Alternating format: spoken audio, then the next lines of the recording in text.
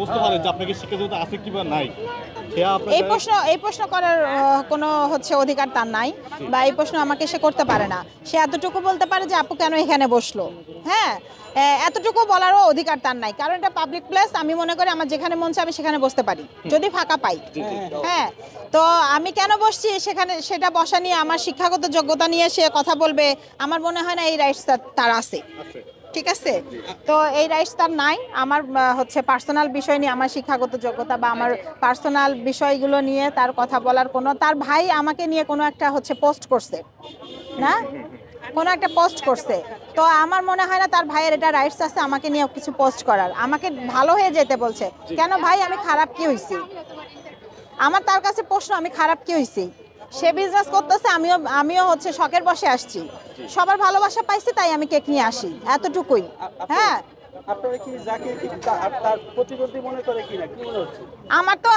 আমার প্রশ্ন এইটাই, সে আমাকে কেন প্রতিদ্বন্দ্বী মনে করবে? আমি তো 20টা 15টা যা পারি তাই নিয়ে আসি, আমি তো আহামরি কিছু আনি না। যদি 100টা 200টা নিয়ে আসতাম তাহলে একটা কথা ছিল, বাবা ওই আপু 200টা কেক নিয়ে আসে, সে রাত 1টা পর্যন্ত কেক সেল করতেছে, আমি তো আধা ঘন্টার জন্য আসি।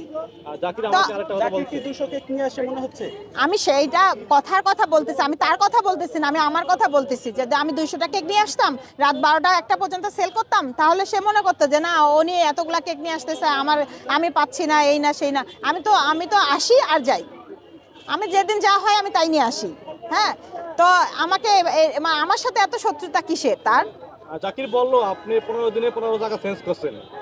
আচ্ছা, 15 দিনে 15টা জায়গা চেঞ্জ করছি বলতে, আমি প্রথম দিন যেখানে বসছি, তো আমি দ্বিতীয় দিনও সেইখানেই বসছি, ভিডিও আছে। এবং তৃতীয় দিন আমাকে সেখান থেকে ঝামেলা করতেছিল, আমি পিছনে চলে গেছি, সামনে থেকে পিছনে চলে গেছি, এবং পিছনেই আমি কয়েকদিন বসছি। বসার পরে সেই দিন এসে আমি কোনো জায়গা পাই নাই, তারপরে আমি এইদিকে বসছিলাম, আরও সরে এইদিকে। পরে সেই দিন আমার ছেলেকে আগে পাঠিয়ে দিছি যে তুমি যাও, আমি আসতেছি। ও আয়সা কোনো জায়গা পায় নাই, পরে ইউটিউবার ভাইয়ারা বলছে যে জাকির ভাই তো দেরিতে আসে, তা আপনার তো বসলেই কেক শেষ হয়ে যাবে, তাহলে আপনি এখানে বসেন। ওদেরকে বলছে যে তোমার আম্মু তাহলে এখানে বসুক, যেহেতু তোমার আম্মু আসতেছে, আর জাকির ভাই আস্তে আস্তে 6টা বেজে যাবে, তাহলে তোমার আম্মু তার আগে বিক্রি করে চলে যাবে।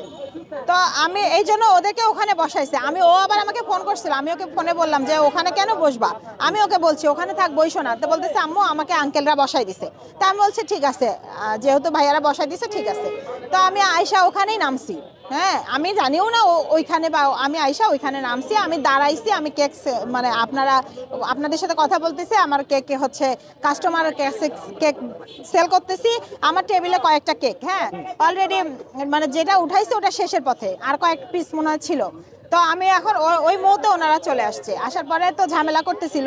ওনাকে আমি শুধু বললাম আমি তো বাকি ওই 2টা ছেলেকে চিনি না, ওনার কে ভাই, ওনার কে কি নাকি আমি তো চিনি না, আমি জাকির ভাইকে চিনি। আমি জাকির ভাইকে বললাম জাকির ভাই, উনি আমাকে বললো আপু এখানে কেন? আমি বলছি যে আচ্ছা ঠিক আছে ভাই, আমি তো আমাকে 10টা মিনিট সময় দেন, আমি এখান থেকে সরে যাচ্ছি।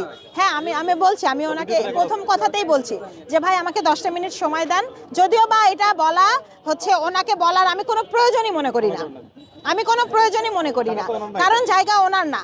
হ্যাঁ, উনি হইতে পারে উনি 1.5 বছর হলো করে, কিন্তু আমি আগে আসছি, আমি আগে এসে আমি ফাঁকা পাইছি, আমি বসে গেছি। এখানে যে ফাঁকা পাবে সেই বসে যাবে, তো আমি ফাঁকা পাইছি, ওটা ওনার লিখিত জায়গা না, আমি ফাঁকা পাইছি, আমি বসে গেছি। আমার আধা ঘন্টা লাগুক 1 ঘন্টা লাগুক, আমি বিক্রি করে আমি চলে যাব, আমি ওই জায়গাটা নিয়ে বসে থাকবো না, আমার জায়গায় অন্য আরেকজন চলে আসবে। তো তারপরে আমি ওনাকে আমার ভদ্রতা আছে বলেই আমি ওনাকে বলছি ভাইয়া আমাকে 10টা মিনিট সময় দেন, আমি সরে যাচ্ছি। আমার জাকির ভাইকে বলছি যে বলছি ভাইয়া আমাকে 10টা মিনিট সময় দেন, আমি সরে যাচ্ছি, আমি নিজে সরতে চাইছি নিজে থেকে। আমি বলছি আমি সরে যাচ্ছি, আমার টেবিলের খাবার কয়টা শেষ হয়ে যাক, আমি সরে যাচ্ছি। তারপরে উনি বললো যে ঠিক আছে, কিন্তু ওনার যে ভাই বা ওনার যারা আছে তারা আমার টেবিল প্রায় ভেঙে ফেলবে, আমার টেবিল নিয়ে টানাটানি করতেছে, আমার কেকগুলো পড়ে যাবে। তখন আমি গিয়ে আমার মেজাজ খারাপ হয়েছে, আমি আমার ওই রাগটা কন্ট্রোল করতে পারি নাই। আমি তখন ওনার উপরে খুব রাগ করছিলাম যে কেকটা আপনি নাড়াচ্ছেন, যে পড়ে গেলে আপনি কি এটা ক্ষতিপূরণ দিতে পারবেন? এটা আমার সারা রাত জেগে বানানো, আমি কষ্ট করে বানাই নিয়ে আসছি, ঠিক আছে? এর পিছনে কতটা কষ্ট হয়েছে, আমার রাত ঘুম না পাইরা আমি এটা বানাই নিয়ে আসছি। হ্যাঁ, আমার টেবিলটা নাড়াইতেছেন, এটা মনে হচ্ছে আমার কলিজাটা ধরে টানাটানি করতেছে। হ্যাঁ, তখন আমার খুব আমার খুব কষ্ট লাগছে, আমি কষ্টে ওনাকে বকছি। বক্সি বলতে আমি কথা বলছি, আপনার এত বড় সাহস আপনি কোথায় পাইলেন? আপনি আমার টেবিল ধরে, আপনি আমার কেক ধরে ফেলাই দেন, এত বড় সাহস আপনি কে দিয়েছে? আমি এই প্রশ্ন ওনাকে করছিলাম। পরে জাকির ভাই উনি তারপরে থামতেছিল না, কিন্তু জাকির ভাইয়ের কথাতে উনি থামলো। ঠিক আছে, থামলো বলতে ওখান থেকে সরলো, তার মানে উনি নিশ্চয়ই জাকির ভাইয়ের লোক। ছোট ভাই বলছিল। আপনি কি হ্যাঁ। জাকির ভাই বা তার লোকজন কি ক্ষমা চেয়েছে কিনা এই ঘটনাগুলো? না, আমার কাছে কেউ ক্ষমা চায় নাই, আমার কাছে কেউ ক্ষমা চায় নাই, উল্টাপাল্টা পোস্ট অলরেডি আরো আপনাকে নিয়ে করতেছে। ফেসবুকে কি লেখছিল এটা আমাদের